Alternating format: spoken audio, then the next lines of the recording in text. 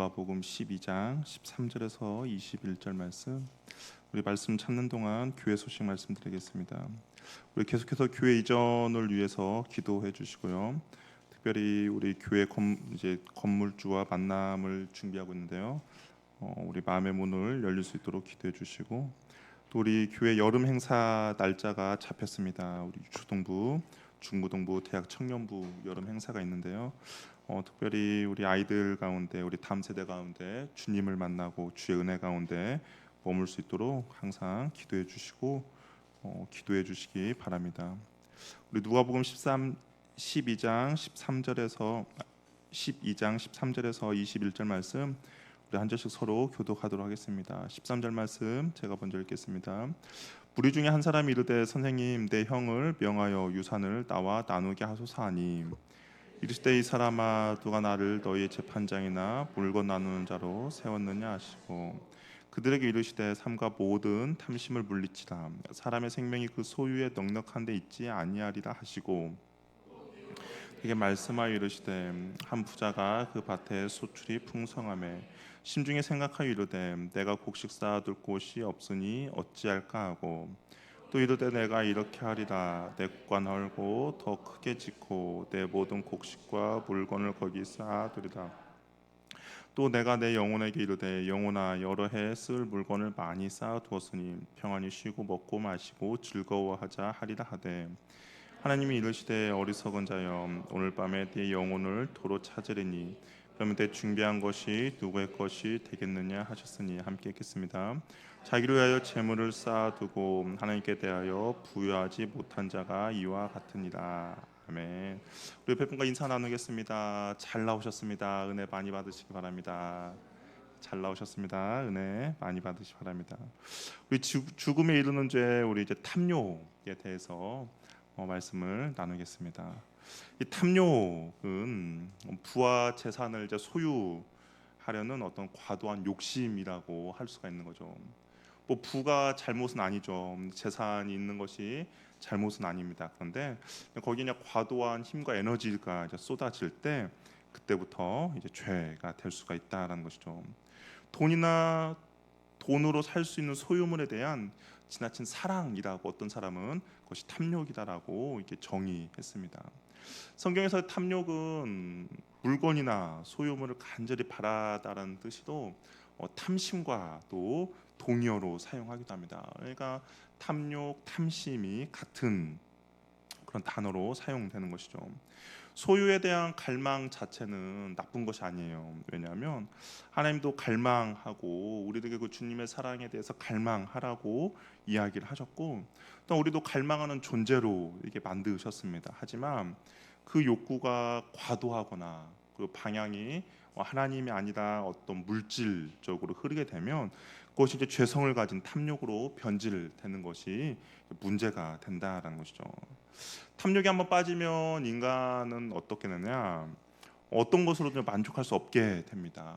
조금만 더, 조금만 더를 외칠 뿐이죠. 그래서 오늘 본문에서도 예수님은 탐심을 물리치다라고 경고를 하고 계세요.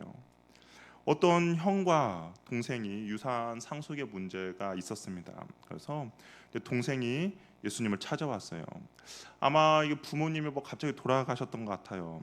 그러다 보니까 유산의 문제를 정리하지 못했던 것 같습니다. 그런데 형이 동생에게 돌아갈 몫의 재산까지도 다 가로챘습니다. 그러니까 동생이 화가 났죠. 그래서 예수님을 찾아왔어요. 모세 율법에 따르면 재산 분배할 때 장남에게는 갑절을 주고, 그다음에 동생들에게는 그 나머지들을 이제 나누거든요.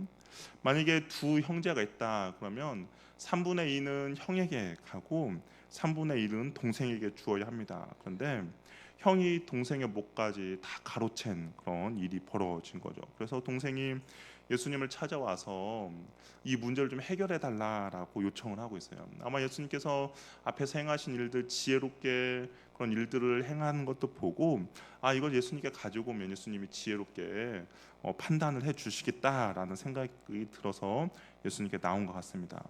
근데 예수님께서는 다른 말씀을 하세요. 나는 재판장이나 물건을 나누는 자가 아니다라고 이야기를 합니다. 그러니까 너가 나한테 요구하는 것을 나는 들어줄 수 없다라는 거죠. 그러면서 이런 말씀하세요. 모든 탐심을 물리치라라고 이야기하십니다. 이 다른 성경 번역본을 보니까 뭐라고 돼 있냐? 너희는 조심하여 온갖 탐욕을 멀리하여라. 재산이 차고 넘치더라도 사람의 생명은 거기에 달려 있지 않다라고 이야기합니다. 주님은 재산을 착복한 형도 탐심이 있다라고 생각했지만 또 한편으로는 동생에게도 문제가 있다라고 보셨습니다. 형을 고발하는 동생의 마음에도 형 못지않는 그 탐심 그리고 탐욕이라는 문제가 있음을 예수님께서는 보신 것이죠.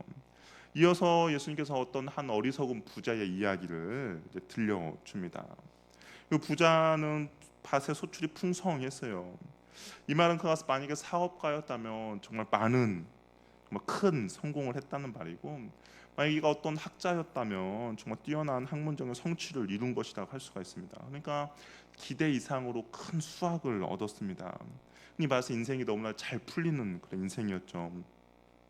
농부가 수출이 풍성했다는 말은 그가 열심히 성실하게 농사를 지었다라는 이야기입니다. 뭐 빈둥빈둥 시간을 보내지 않았어요. 정말 열심히 노력을 했습니다. 농부로서 성실히 일했고 그 결과 정말 좋은 결실을 맺었습니다.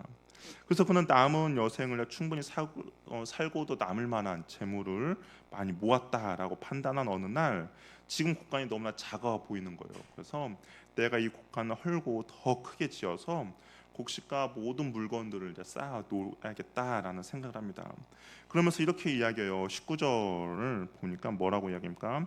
영혼아 여러 해 쓸 물건이 많이 쌓아두었으니 평안히 쉬고 먹고 마시고 즐거워하자라고 이야기합니다.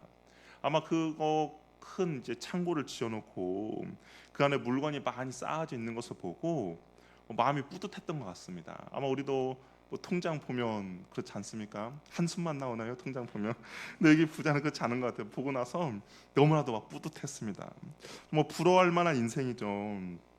남은 인생 평생 먹고 살 만한 것을 마련했다는 것은 더 이상 이제 일을 하지 않아도 되고 은퇴 계획도 다 마련이 됐다라고 이야기를 하는 겁니다. 근데 하나님은 이 사람에 대해서 뭐라고 이야기하냐? 어리석은 자여라고 이야기해요. 우리가 볼 때는 분명히 부러워할 만한 삶인데 하나님은 어리석다라고 이야기합니다. 왜냐? 너가 오늘 죽으면 중비한 것이 누구의 것이 되겠느냐라고 묻는 거죠. 그러면서 이렇게 의미심장한 말을 합니다. 21절 말씀 우리가 같이 한번 읽어보도록 할게요. 21절 읽겠습니다. 시작.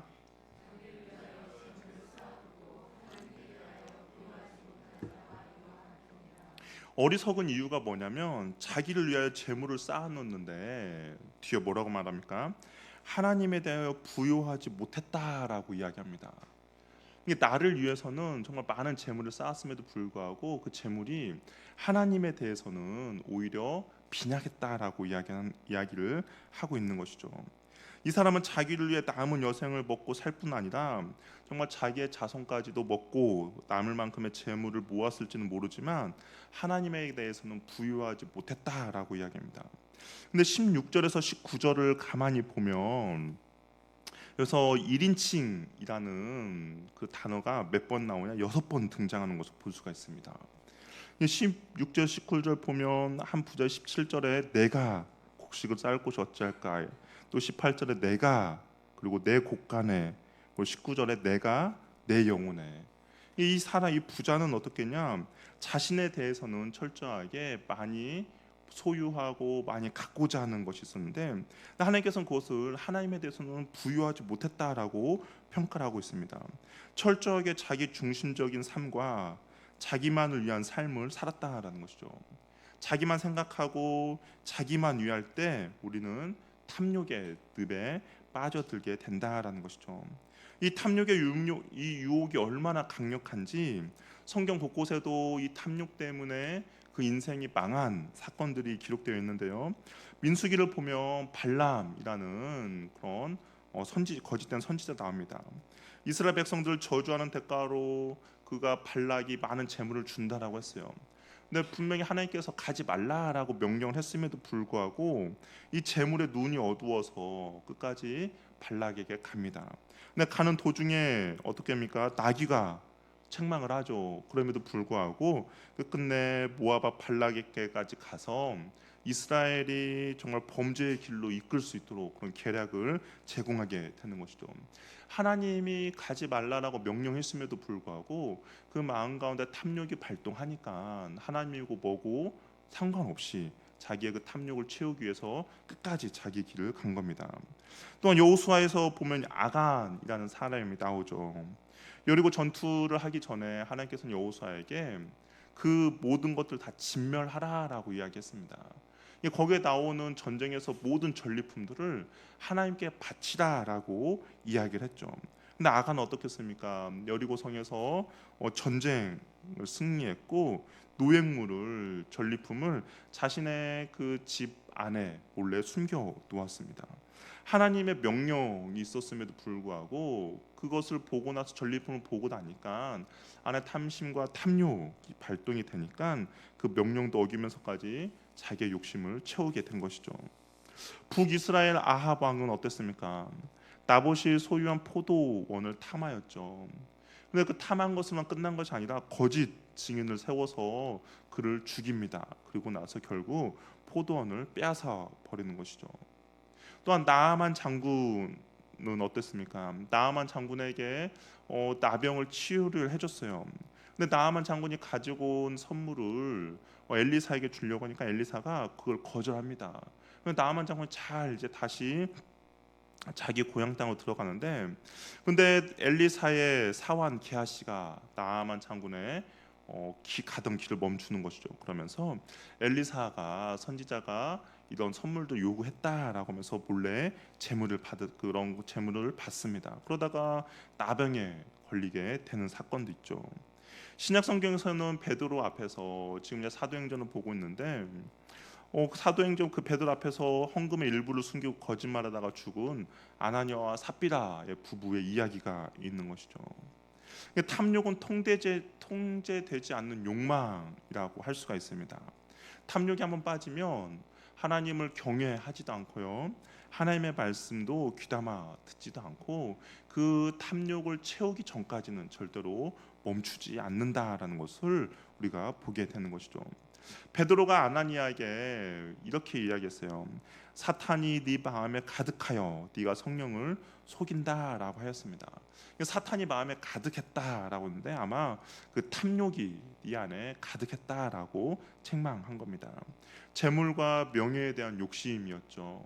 이 바나바가 사람들에게 밭을 팔고 칭찬받는 것을 보고 나니까 이 아나니아와 삽비라도 그거에 대한 명예에 대한 탐욕이 있었고 또한 그 재물에 대한 탐욕이 있었던 것이죠.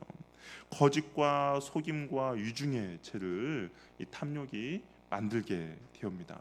그러니까 탐욕 자체만으로 끝나는 것이 아니라 이 탐욕으로 인하여서 여러 가지 죄들이 뻗어 나가는 것을 보게 되는 거죠. 그래서 탐욕은 어떤 배신, 사기, 거짓, 위증, 폭력, 냉담이라는 죄들을 낳게 된다라고 우리가 이야기할 수 있습니다. 우리가 무력에 사로잡히면 어떻습니까? 회사나 국가를 배신해서 그 비밀까지도 정말 기밀 사항임에도 불구하고 경쟁 회사나 다른 국가에 팔아 넘기는 일을 하기도 하는 것이죠. 우리가 가끔가다 뉴스나 그런 데 보면 나오지 않습니까? 특히 반도체의 어떤 핵심 기술이 있는데 그것을 몰래 중국 그런 기업에다가 팔아 넘깁니다. 근데 그 사람들이 그냥 공짜로 팔아 넘기지는 않겠죠. 분명히 어떤 뒷돈을 바라보고 뒷돈을 받고 나서 파는 그런 일들이 벌어집니다. 때로는 위험 부담이 있음을 알면서도 법정에서 거짓 증언을 하는 것이죠. 왜냐하면 자신의 유익이라든지 아니면 그 증거로 인하여서 누군가가 유익을 얻기 때문입니다. 또한 사기를 쳐서 남의 재산을 취하기도 하며 영향력 있는 자리에 앉기 위해서 뇌물을 받기도 하고 때로는 지위를 이용하여 이익을 취하는 그런 폭력과 심지어는 살인을 행하기도 하는 것이 바로 이 탐욕이라는 것에서 발생하는 그런 죄악들이라고 하는 것이죠. 실제로 미국 사회에서 일어났던 일인데요. 예전에 나이키 에어조단이 처음 나왔을 때였다고 합니다. 혹시 나이키 그 에어조단 신발 아시죠? 한 번씩은 봤을 겁니다. 뭐 농구가 한참 유행할 때 그걸 신었던 건데 그 신발이 처음 나왔을 때 이제 10대들 안에서 정말 많은 인기가 있었다라고요. 그런데 이 신발을 갖기 위해서 신발을 신고 다니는 사람들을 죽이는 사고가 끊이지 않았다라고 합니다. 수많은 10대들이 그 에어조단 신발을 신었다는 이유만으로 길거리에서 쓰러졌다라는 거예요. 이게 그 신발을 갖고 싶은 사람들이 그 신발을 신고 있는 사람을 폭행하거나 아니면 때로는 살인도 저질렀다라는 것이죠. 10만 원에 불과한 신발을 신고자 누군가를 폭행하고 누군가를 살해하여 그 신발을 빼앗아 간 겁니다. 그런데 그 신발을 빼앗아 간 사람이 누가 빼앗았겠습니까? 어른들이 빼앗지는 않았겠죠. 그 신발을 갖고 싶어하는 10대들이 그런 일들을 저질렀다라는 것이죠. 곧 유행이 지나면 정말 버리게 될 신발 한 컬레를 위해 불의한 행동도 서슴지 않고 행한 것입니다. 탐욕이 부자에게만 해당되는 것이 아니다라는 것을 우리에게 또 말해주고 있는 것이죠. 가난한 자에게도 얼마든지 그런 탐욕에 사로잡힐 수가 있다라는 것이죠. 부자만이 물질의 지배를 받는 것이 아니라 돈이 없거나 부족한 사람들도 언제든지 탐욕에 빠지게 된다라는 겁니다. 그래서 바울이 돈을 사랑함이 일만하게 뿌리가 된다는 그런 말을 우리는 기억해야 할 것입니다. 탐욕으로부터 별것도 아닌 것 같지만 그런데 그 탐욕으로부터 정말 많은 죄들이 가지 뻗듯이 뻗어져 나간다는 것을 우리는 꼭 기억해야 한다라는 것이죠. 또한 이 탐욕은 어떠냐, 자기만을 위하다 보니 이웃의 필요에 대해서 무감각해지게 만들고 궁핍한 자들의 무관심 한 자가 되게 한다라는 겁니다. 이 성경에서 대표적인 이야기로는 부자와 나사로의 이야기가 있겠죠.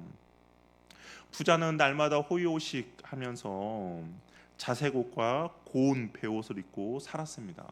뭐 당시에 자색 옷을 입었다는 것은 그가 엄청난 부자였다는 것이고 고운 베옷을 입었다라는 것도 마찬가지죠.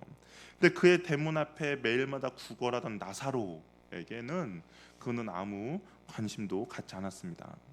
그러던 중에 우연찮게도 이 부자와 나사로가 죽게 돼요. 그래서 부자는 음부로 가게 되고 나사로는 아브라함의 품에 안게 됩니다. 부자는 그가 어떤 악한 일을 해서 음부로 간 것이 아니라 어찌 보면 오히려 아무 일도 하지 않았기 때문에 음부로 갔다라고 할 수가 있는 것이죠. 자기네 문 앞에서 날마다 구걸하고 있는 나사로에 대해서 그는 아무 행동도 하지 않았다라는 겁니다. 물질에 눈이 먼 부자는 매일 자기 집으로 오가면서도 그 대문 앞에 구걸하며 앉아 있는 나사로의 빈궁함과 연약함에 대해서는 전혀 관심이 없었던 것이죠. 가난하고 헐벗고 연약한 자들의 무관심은 결국에는 하나님에 대해 부유하지 못한 행동이라고 할 수가 있는 것이죠. 소유가 많아지면 우리 인간은 하나님을 무시하게 될 가능성이 높아집니다. 힘이 있기에 스스로 힘이 있다라고 생각하기에 자신만만해져서 자기도 모르는 사이에 목에 힘이 들어가고 교만해지는 것이죠. 탐욕이 이끌리면 결국 하나님으로부터 멀어지게 된다라는 겁니다. 존 웨슬리가 이런 말을 했어요. 물욕에 빠지면 하나님이 점점 멀어져서 보이지 않게 돼요. 마치 하나님이 없는 것처럼 생각하는 무신론 상태에 처할 수 있다라고 이야기했습니다. 그래서 이 탐욕은 바울은 결국 우상 숭배라고 이야기했습니다. 그러니까 하나님이 없는 상태가 되어 버리니까 자기 스스로 하나님이 되어 버리는 것이죠. 하나님이 있어야 할 자리에 자기가 있는 거고 하나님이 있어야 할 자리에 자기가 그 탐심과 탐욕을 부리는 그것이 그 자리를 차지하기 때문에 우상 숭배가 되는 것이죠. 하나님부터 점점 멀어지게 만드는 겁니다. 재물을 자랑하며 그것을 사랑하게 되는 것이죠. 그래서 예수님은 이렇게 말했죠. 하나님과 재물을 겸하여 섬기지 못한다라고 말씀하셨습니다. 돈의 힘과 효과를 맛본 사람은 현실적으로 하나님보다 돈을 더 의지하기가 쉽다라는 것이죠. 사람은 자신의 삶을 안전하게 유지하고 지키고 싶은 마음이 있어요. 내 삶에 대해서 내 미래에 대해서 좀 안전하게 가고 싶은 마음이 있습니다. 그래서 그런 마음을 잘 알기 때문에 사단은 우리에게 끊임없이 이렇게 속삭이는 거죠. 남은 긴 노년의 인생을 너가 과연 어떻게 살 것이냐. 일할 수 없는 상황이 발생할 수도 있을 것이고 예측할 수 없는 흉년이 일어날 것이며 병과 빈곤한 현실과 처참하게 될 미래에 대해서 불안함을 우리에게 심겨주는 것이죠. 그러면 그 불안한 마음이 생기면 어떤 게 하고 싶어하는 마음이 생깁니까? 더 많은 재물을 소유하고 싶어하는 것이죠. 앞에서 우리가 말했던 그 부자 이야기처럼 자신을 위해서, 나를 위해서, 내 영혼과 내 육체를 위해서 많은 것들을 소유하고 모으고 모아서 내 미래를 도모하려고 합니다. 이런 마음이 정말 곡간을 늘려 곡식을 가득 쌓아둠으로 영혼의 안전을 도모하고자 하는 어리석은 부자의 모습으로 이제 점점 변해가는 것이죠. 사단이 끊임없이 우리에게 그런 불안함과 속삭여 준다라는 겁니다. 그렇다면 우리에게 이런 안전을 보장해주는 확실한 담보가 있다면 어떨까요? 우리가 내 안에 있는 그 탐심과 탐욕을 우리는 제어를 할 수가 있다라는 것이죠. 재물은 우리에게 어떠한 안전을 줄 수 있죠. 그러나 그 안전이 영원하지는 않습니다.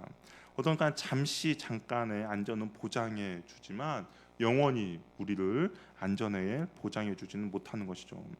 재물로 안전을 얻으려는 마음은 오히려 더 많은 재물을 모으려고 하고 더 많은 재물을 움켜쥐려고 하는 끝없는 목마름을 불러 일으킵니다.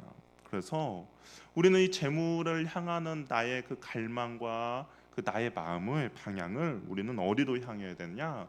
우리는 하나님께로 향해야 한다라는 겁니다. 우리의 영원한 방패가 되어 주시고 우리의 요새가 되어 주시는 하나님 안에 머무는 것이 우리에게 있어서 가장 안전하다라는 것이죠. 사단은 끊임없이 우리의 그 불안함을 조장함으로써 더 많은 재물을 얻고자 하지만 이 재물이 우리를 영원히 보장해 주지 못하기 때문에 우리에 있어서 이 불안함과 우리 최고의 안전함은 바로 영원하신 하나님께 우리가 머무는 것이 우리에게 최고의 안전함을 허락해 준다라는 겁니다. 그래서 성경에서는 하나님을 가까이함이 우리들에게 복이다라고 이야기를 하고 있는 것이죠. 하나님의 그 품 안에 머무는 것이 또 하나님의 나의 요새시요 나의 방패다고 말하는 그 수많은 시편 기자의 고백처럼 우리는 다른 곳에 피하는 것이 아니라 하나님께 궁극적으로 머물러 있는 것이 우리에게 안전을 누릴 수 있다라는 것입니다. 이것이야말로 탐욕을 다스리는 근원적인 해결 방법이라는 것이죠. 우리는 하나님이 아니고서는 우리의 마음을 어떠한 것으로도 만족하며 체험을 받을 수 없다라는 겁니다. 인간은 어떤 물질로도 만족할 수 없는 존재예요. 하나님께서 우리를 만드셨기 때문입니다. 하나님께서 우리를 만드셨기 때문에 하나님만이 우리의 영혼 가운데 만족함을 주실 수 있는 분인 것이죠. 근데 하나님을 떠나버리고 하나님이 없는 사람들은 아무리 그곳에 하나님이 아닌 다른 것으로 그 영혼을 만족함을 채우려고 해도 하나님이 아니기 때문에 그것을 도저히 채워지지 않는다라는 겁니다. 우리의 영혼은 하나님만으로 채워질 때 비로소 만족을 얻는 존재라는 것이죠. 그분께 돌아가기 전까지는 끊임없이 세상에 더 좋은 것을 찾고 소유하려고 할 겁니다. 그러기에 하나님을 가까이 하고 하나님께 소망을 두고 하나님만 의지하며 나가야 한다라는 것이죠. 만약 여러분 수중에 어떤 돈이 1,000만 원 있다라고 한번 해봅시다. 그런데 뒤돌아서니까 10억이라는 돈이 있다라고요. 그럼 여러분은 과연 어떤 것을 선택하시겠습니까? 1,000만 원을 선택하시겠습니까? 10억이라는 돈을 선택하시겠습니까? 둘 다 선택하시겠습니까? 아마 대부분 10억이라는 둘 중에 하나만 선택해야 한다면 10억을 선택할 겁니다. 당연히 가치가 다르다는 것을 알기 때문인 것이죠. 우리가 하나님 안에서 참된 부요를 안다는 것은 바로 그와 같다라는 것이죠. 세상적으로 아무리 많은 것이 우리를 유혹하고 그것이 우리의 만족함을 주더라도 그것은 세상적인 어떻게 보면 1,000만 원의 가치밖에 되지 않는다는 것이죠. 그러나 우리가 하나님을 안다는 것은 그 1,000만 원의 가치보다 더 큰 10억, 100억, 1,000억의 가치가 그 주님 안에 있다라는 겁니다. 우리가 주님 안에 피함으로써 그것을 안 사람은 세상의 어떤 탐욕과 탐심에 내가 이끌리거나 끌려가지 않는다라는 것이죠. 그렇기 때문에 우리는 날마다 하나님을 가까이하고 하나님께 소망을 두어 하나님만 의지하며 나가야 한다라는 겁니다. 돈을 의지하며 살수록 하나님을 의지하기가 힘들어지고 이 세상의 욕심에서 가벼워질수록 하나님을 가까이하고 의지하게 된다라는 것이죠. 그러니까 내가 어떤 것을 붙드냐에 따라서 내가 하나님과 멀어질 수도 있고, 내가 어떤 것을 버리냐에 따라서 하나님을 가까이 할 수도 있다라는 겁니다. 재물이 아니라 하나님을 더 우선시하고 하나님을 의지하며 살면 하나님이 친히 나의 아버지가 되시고 나의 필요한 것들을 채워 주신다라는 겁니다. 그렇기 때문에 우리는 하나님께 소망을 두며 나아간다라는 것이죠. 또한 이 탐욕을 이기는 방법은 자족하며 감사하며 사는 겁니다. 바울이 빌립보 교회에 보낸 편지에서 이랬죠. 어떤 환경에 처하더라도 자족하며 살 것을 권했습니다. 이 자족이라는 것은 현재 자신에게 주어진 삶과 소유에 감사하고 만족하는 겁니다. 많은 풍요와 여유 속에서도 만족하며 사는 사람들이 많지 않는 것을 우리는 보게 됩니다. 부족하기 때문에 불만을 갖는 것이 아니라 원한 만큼 누리지 못한다라고 생각하기 때문인 것이죠. 또한 다른 사람과 비교했기 때문에 다른 사람과 비교해서 내가 거기에 비해서 부족하다라고 느끼기 때문에 항상 부족하다라고 생각하고 없다라고 생각하는 겁니다. 그러나 진정한 부자는 재물을 많이 가진 사람이 아니라 재물에 욕심을 두지 않고 만족하는 사람인 것이죠. 가난한 사람은 재물이 부족한 사람이 아니라 욕심 때문에 아니면 서로 비교했기 때문에 좀처럼 만족함이 없는 사람이라고 할 수가 있다라는 겁니다. 내가 재물이 많아서 부자가 아니라 내가 만족할 때 우리는 부자가 되는 것이고, 내가 재물이 없어서 가난한 것이 아니라 내가 가진 거에 대해서 항상 부족하다라고 느끼기 때문에 내가 가난하다라고 우리는 생각할 수가 있다는 것이죠. 나에게 있는 것을 비록 부족하게 여길지라도 하나님이 주신 복으로 여기고 감사하고 최대한 누리며 사는 것이 바로 자족하며 사는 사람의 모습이라는 겁니다. 자기에게 삶은 결국 삶의 규모를 줄이고 단순화하게 만드는 것이죠. 될 수 있으면 필요한 것만 소유하고 그 외의 것들은 줄이며 나가는 겁니다. 어떤 사람은 이렇게 이야기했어요. 단순한 삶의 방식을 실천하기 위해 물건을 구입하기 전에 하나님이 이것을 기뻐하실까라고 물을 것을 권면했습니다. 과연 내가 이것을 사는 것이 주님이 기뻐하실까라고 묻는 것이죠. 그러면 고민하게 되는 것이죠. 그리고 고민 끝에 구입한다면 생활의 규모를 단순하게 그리고 단순하게 유지할 수 있게 된다라는 겁니다. 그러면 우리는 이런 질문을 하게 되죠. 왜 우리의 삶을 단순하게 하는 것입니까? 왜 더 많이 누리며 더 많이 가지면 안 됩니까? 라고 할 수가 있는데, 우리 그리스도인의 삶을 단순하게 하는 이유는 다른 것이 아니라 내가 단순함으로 다른 잉여 부분을 다른 사람과 나누기 위함이다라는 겁니다. 내가 더 많은 것을 소유해서 나의 만족을 주는 것이 아니라 나에게 필요한 것만 소유하고 나머지 잉여 부분들을 다른 사람과 나누는 것이죠. 내 몫을 줄여 어려운 이웃의 몫으로 돌리기 위해서 우리는 그렇게 단순해지고 그렇게 한다라는 거죠. 우리 디모데전서 6장 17절 19절 말씀 우리 같이 한번 읽어보도록 하겠습니다. 같이 한번 읽겠습니다. 시작.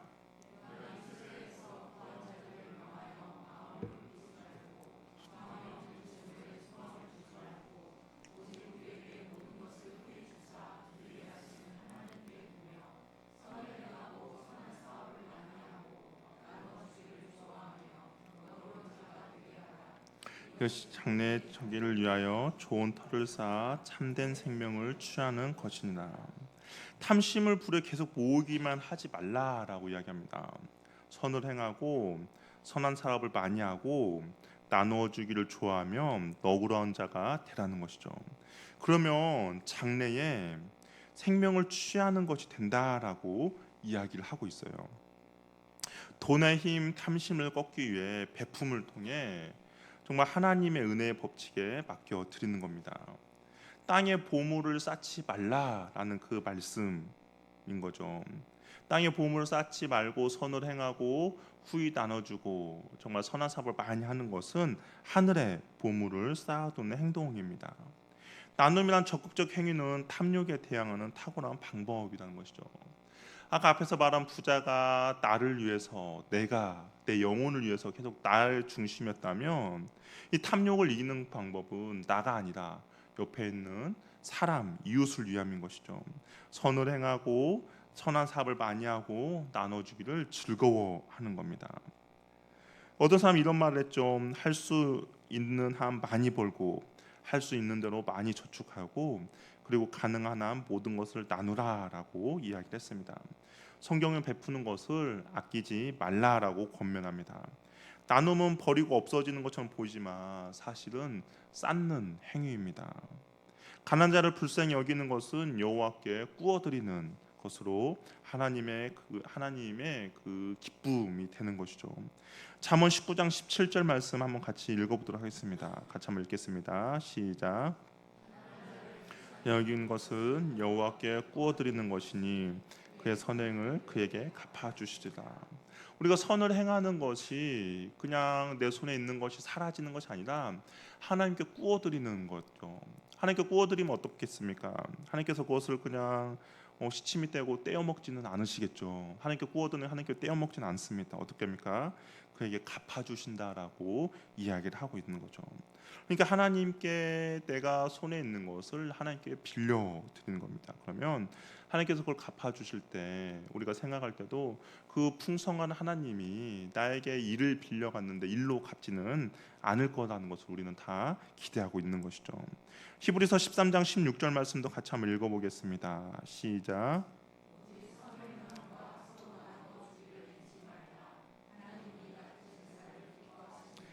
예, 하나님께서 히브리서를 통해서 뭐라고 말하냐? 선을 행하는 것, 나눠주는 것을 제사라고 이야기합니다.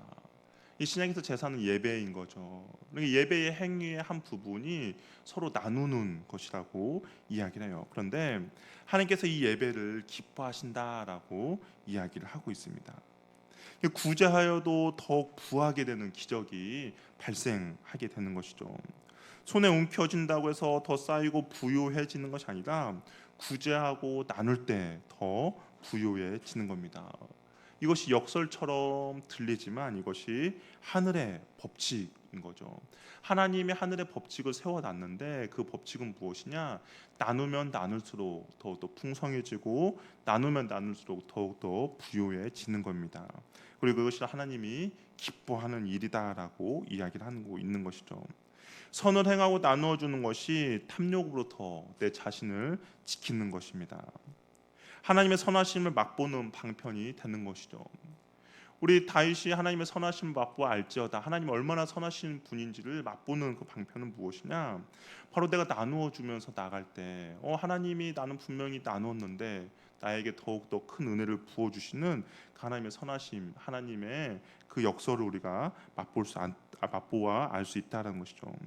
우리가 성실한 수고를 통해 얻은 재물을 나누어야 하는 것은 결국에는 모든 재물의 근본적인 그 재물이 주님께로 온 것임을 우리는 다시 한번 고백하기 때문입니다. 하나님께서 우리에게 일정 기간 맡겨 놓으신 거죠. 내가 가지고 있는 재물, 내가 가지고 있는 시간, 내가 갖고 있는 건강, 내가 뭐 잘나서 아니면 내가 열심히 해서 이룬 것이 아니라 하나님께서 결국엔 나에게 맡겨 놓으신 겁니다. 그리고 나는 그의 청지기인 거죠. 청지기는 주인의 것을 주인이 기뻐하는 뜻에 따라 사용하고 집행하는 사람입니다. 그리고 청지기는 반드시 그 마지막 날에 주님 앞에서 결산을 받는 그런 존재가 될 것입니다. 이것이 우리가 재물을 나누며 선한 일을 감당해야 되는 바로 성경적인 근거가 된다라는 것이죠. 우리가 탐욕, 탐심에 대해서 자유로울 수는 없습니다. 그러나 우리가 어떠한 죄들보다 이 탐욕과 탐심은 우리가 극복할 수가 있는 것이죠. 내가 움켜쥐려는 것을 손을 펴서 다른 사람들에게 나누는 겁니다.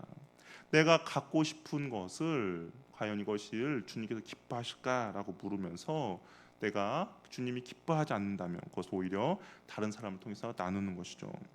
내가 어떤 하나를 살 때 또한 누군가를 생각해서 두 개를 사는 것이죠. 그래서 그 사람을 또한 나누는 겁니다. 그러니까 나의 유익을 위해서 하나를 얻는다면 또 다른 그것을 필요한 사람을 생각해서 두 개를 구입해서 하나를 흘려 보내며 나아갈 때 우리는 이 탐심과 탐욕으로부터 자유할 수가 있다라는 것이죠. 저 여러분뿐만 아니라 하늘 영광교회도 이러한 나눔을 통해서 탐심과 탐욕으로부터 자유한 공동체가 되기를 바랍니다. 하나님이 기뻐하는 복된 공동체가 되기를 원해요. 그래서 우리가 교회가 선교와 구제에 정말 힘쓰고 애써서 정말 하늘의 보물을 가득 쌓는 그런 귀하고 복된 공동체가 되기를 바랍니다. 우리가 눈으로 볼 때는 점점점 없어지고 사라지는 것처럼 보일지라도 그것은 사라지고 없어지는 것이 아니라 하나님께 빌려 드리는 것이기 때문에 하나님께서 반드시 그것을 갚아 주실 것입니다. 우리 교회가 그리고 저와 여러분들이 이 보물을 이 땅에 쌓는 것이 아니라 정말 하늘에 차곡차곡 쌓아두어서 우리가 세상적으로는 정말 아무것도 가진 것이 없어 보일지라도 세상적으로는 가난하게 보일지라도 하나님이 보시기에는 정말 부유한 저와 여러분이 되기를 바랍니다. 그리고 그러한 하늘 영광교회가 되기를 바랍니다. 그것이 하나님께서 기뻐하는 제사이며 하나님께서 기뻐하는 일임을 꼭 기억하셔서 우리가 그러한 곳에 정말 필요한 곳에 그리고 유익한 곳에 주님의 물질을 흘려보내는 저와 여러분이 되기를 바랍니다. 오늘 기도하겠습니다. 우리 시간 기도할 때